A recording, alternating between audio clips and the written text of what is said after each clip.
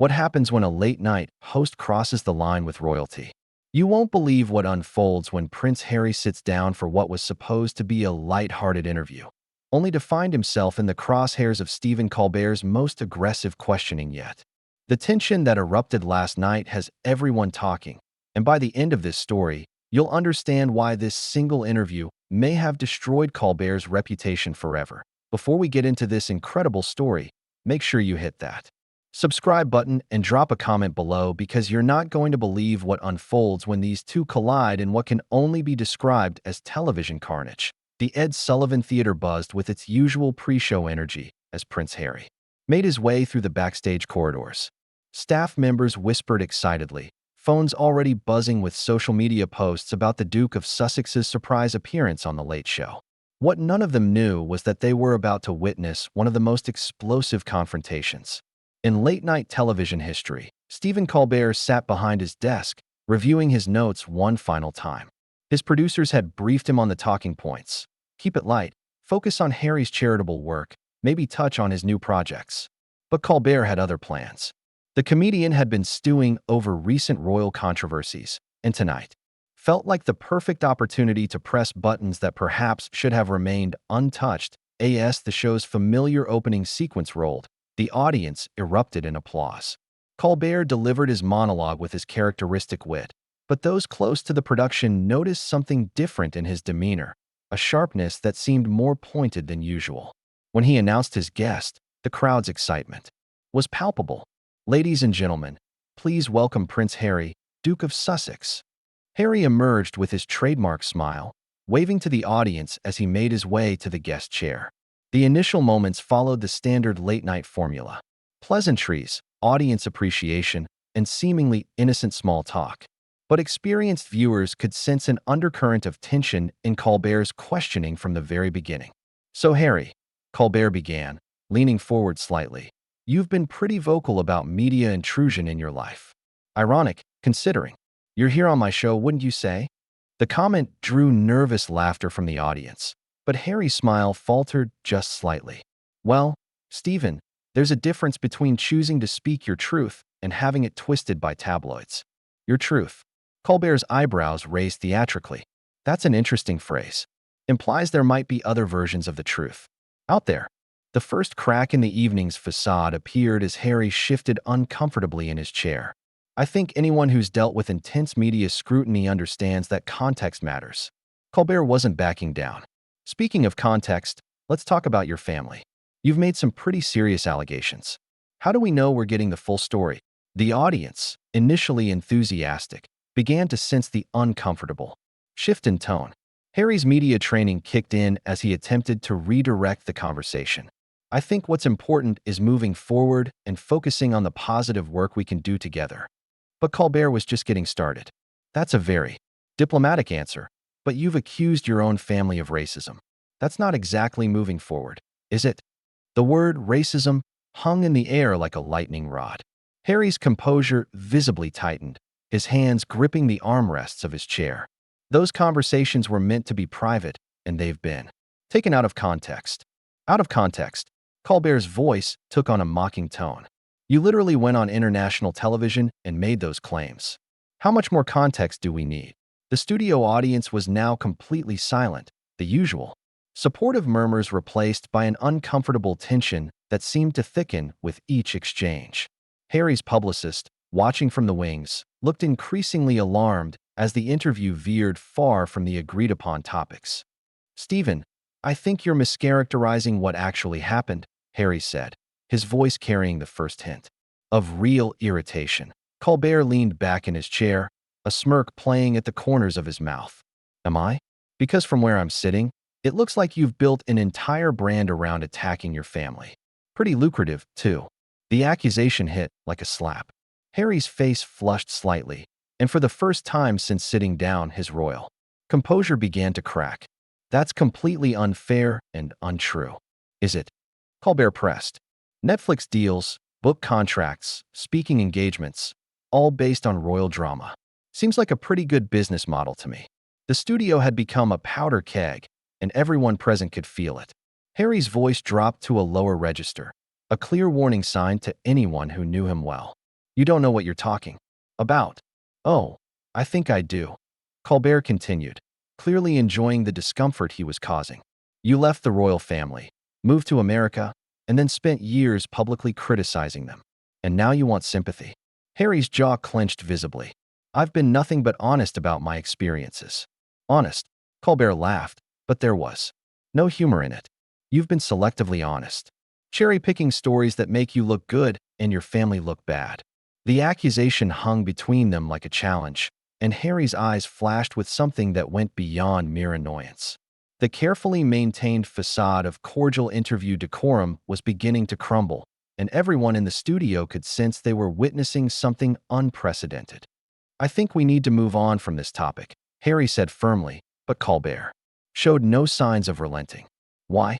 Because it's getting uncomfortable? Welcome to what your family probably feels like every time you give an interview.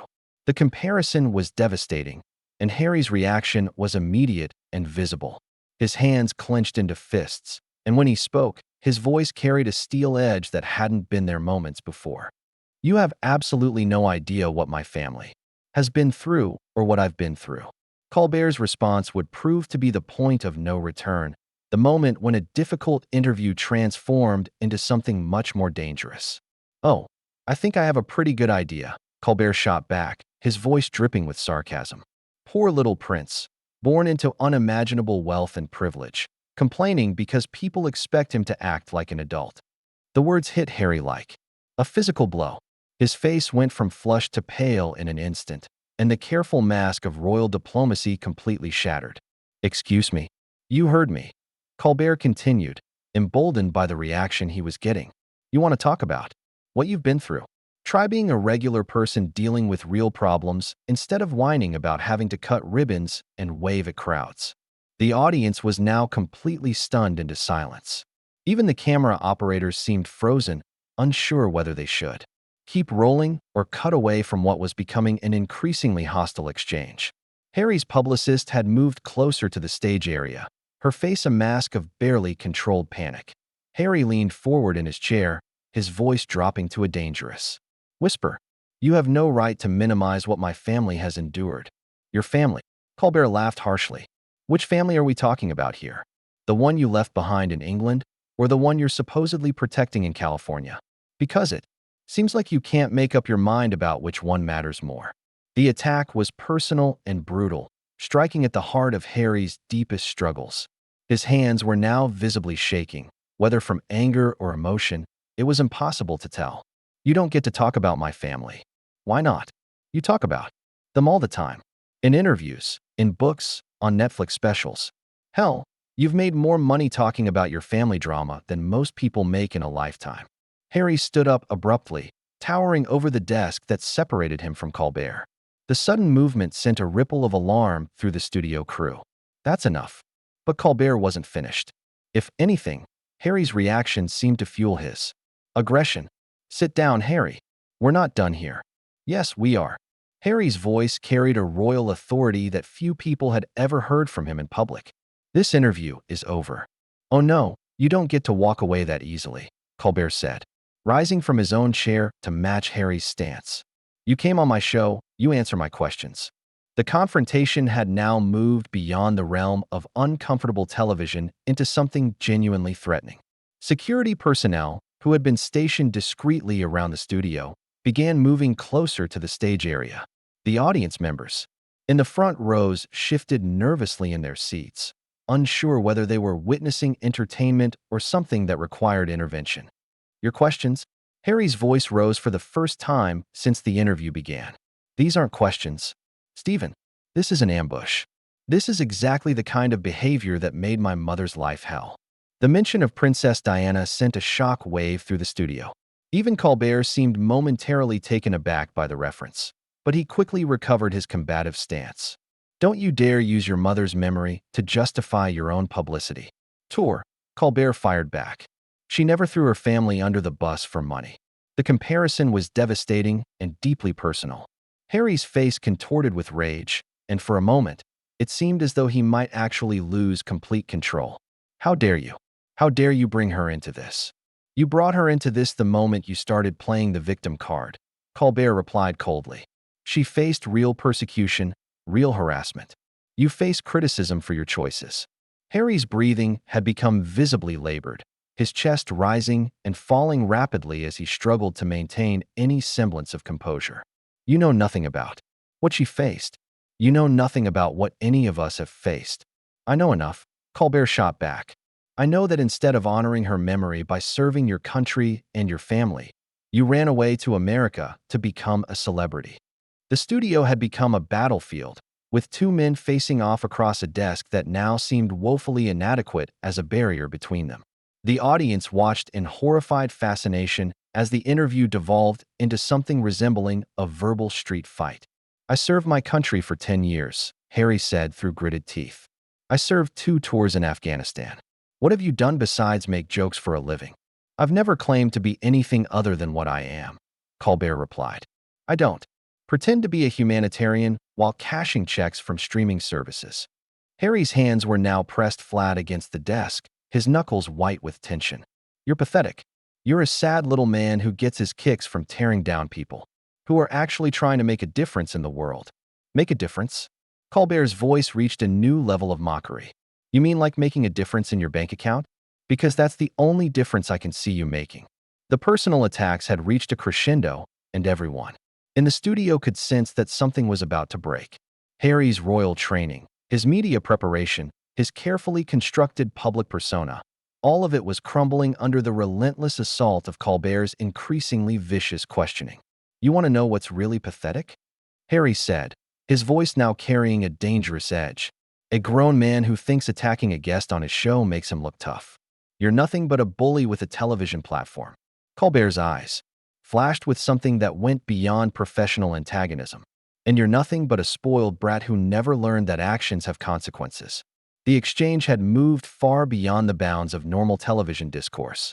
This was personal, visceral, and completely out of control. Harry's security detail, who had been watching from the wings, began moving toward the stage area, recognizing that the situation was deteriorating rapidly. This is exactly why I left, Harry said, his voice breaking slightly. This is exactly the kind of toxic behavior that drove my wife to the breaking point. Your wife? Colbert seized on the opening like a predator sensing weakness. You mean the former actress who knew exactly what she was getting into when she married into the royal family?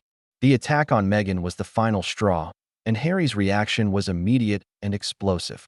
Don't you ever mention my wife again, Harry roared, his voice echoing through the stunned studio with such force that several audience members visibly flinched.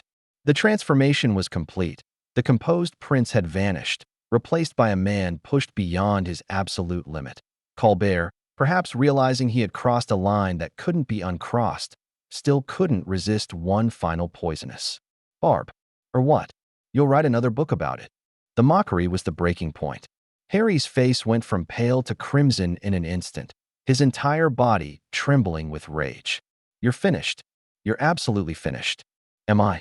Colbert's voice carried a sneer that would haunt him for months to come. This is my show, Harry. In my house. I ask the questions.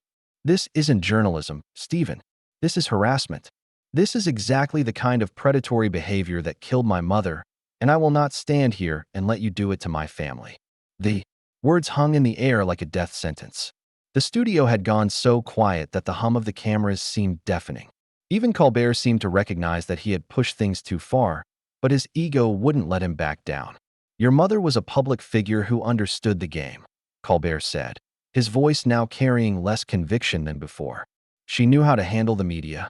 She died trying to escape people like you. Harry's voice cracked with emotion, years of suppressed pain and anger pouring out in a torrent. She died because she couldn't get away from parasites who thought her life was entertainment. The comparison hit Colbert like a physical blow. For the first time since the interview began, his composure wavered. The audience could see the exact moment when he realized he had gone too far, when the entertainment value of his attack was overshadowed by the genuine pain he was causing. Now wait just a minute, Colbert began.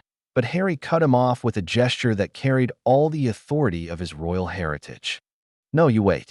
You sit there in your comfortable chair, making jokes about people's trauma, thinking you're some kind of truth teller. But you're nothing. You're less than nothing. You're a leech feeding off other people's pain. Harry's security team had now reached the stage area, their presence adding an ominous weight to the already explosive situation.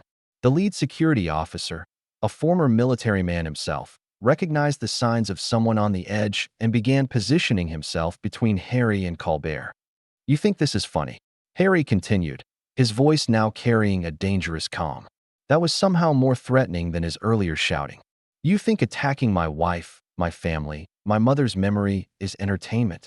Colbert, perhaps finally recognizing the gravity of what he had unleashed, tried to regain control of the situation.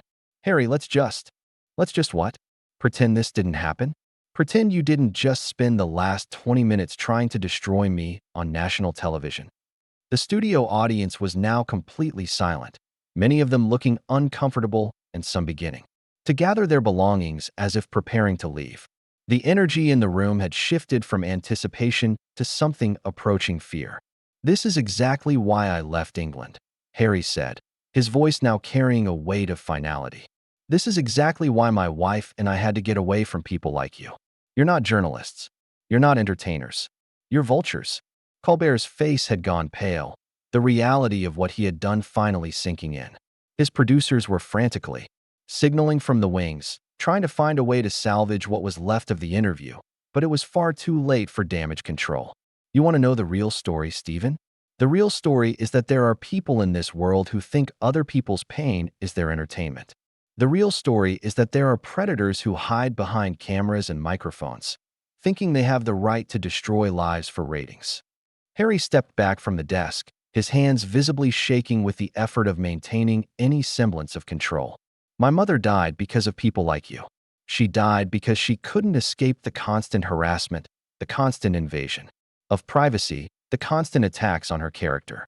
The mention of Diana's death in this context sent a chill through everyone present. Even the technical crew, who had seen countless interviews and confrontations, were visibly shaken by the raw emotion and pain in Harry's voice. And now you think you can do the same thing to me? To my wife? To my children? Harry's voice rose. Again, but this time it carried a different quality, not just anger, but a deep, abiding sadness. You think you can tear apart everything I care about for your own amusement? Colbert, who had built his career on never backing down from a confrontation, found himself speechless. The weight of Harry's words, the genuine pain in his voice, the stark reality of what he had done, it all crashed down on him at once. You're pathetic, Harry said, his voice now barely above a whisper, but carrying more force than any shout. You're a pathetic, small man who gets his power from making other people suffer. The prince began removing his microphone, his movements deliberate and final. I came here tonight thinking I could have a conversation with someone who had something meaningful to say. Instead, I found a bully who thinks other people's trauma is his playground. Colbert finally found his voice, though it came out as barely more than a croak. Harry, I think we should what? Harry's eyes blazed with fury. Continue the charade? Pretend that what you just did was acceptable? Pretend that attacking my family is journalism. The microphone hit the floor with a dull thud that seemed to echo through the silent studio. Harry straightened his jacket, his royal training finally reasserting itself as he prepared to leave with whatever dignity he could maintain. You know what the real tragedy is, Stephen? It's that you had a platform to do something meaningful tonight. You had the opportunity to have a real conversation about real issues. Instead, you chose to be just another predator hiding behind a camera. Harry turned toward the exit, his security team forming a protective circle around him. But before he could take more than a few steps, he turned back to face Colbert one final time. This is exactly why the media is failing. This is exactly why people don't trust journalists anymore. Because too many of you have forgotten the difference between reporting the news and creating the news. The studio remained frozen as Harry walked toward the exit, his footsteps echoing in the oppressive silence. Colbert sat behind his desk, looking smaller and more diminished than anyone had ever seen him. The audience members who hadn't already left were gathering their things, the uncomfortable energy making it clear that no one wanted to remain in the studio any longer than necessary. You'll regret this, Colbert called out, his voice carrying a desperate edge as he realized the full scope of what had just happened. This will come back to haunt you. Harry stopped at the edge of the stage and turned back one final time, his face a mask of controlled fury. No, Stephen, this will come back to haunt you. Because after tonight, everyone will know exactly what kind of person you really are. With that, Prince Harry walked off the stage and out of the studio, leaving behind a shell-shocked audience, a traumatized production crew, and a host whose career would never recover from the carnage he had created. The silence that followed his exit was deafening, broken only by the mechanical hum of cameras that had captured every devastating moment of television's most explosive confrontation.